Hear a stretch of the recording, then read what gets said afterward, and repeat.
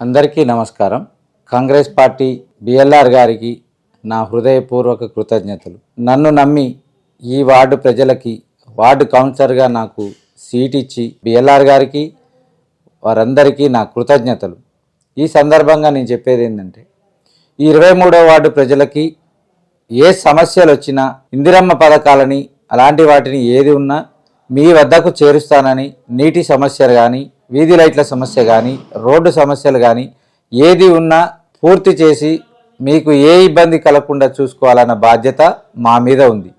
ఆ బాధ్యత నేను నెరవేర్చడానికి ముందుంటాను. మాట ఇస్తున్నా, ఒక్కసారికి అవకాశం ఇవ్వండి. తప్పకుండా కాంగ్రెస్ పార్టీ హస్తం గుర్తుకే ఖండ్రాతి మౌనికా లక్ష్మణ్ గారికి ఓటు వేసి భారీ మెజార్టీతో మమ్మల్ని గెలిపించగలరని మా వార్డు ప్రజలందరికీ హృదయపూర్వకంగా కోరుకుంటున్నాను.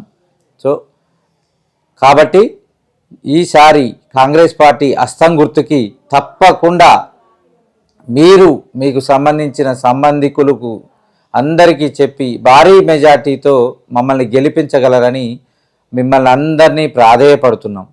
జై కాంగ్రెస్, జై జై కాంగ్రెస్.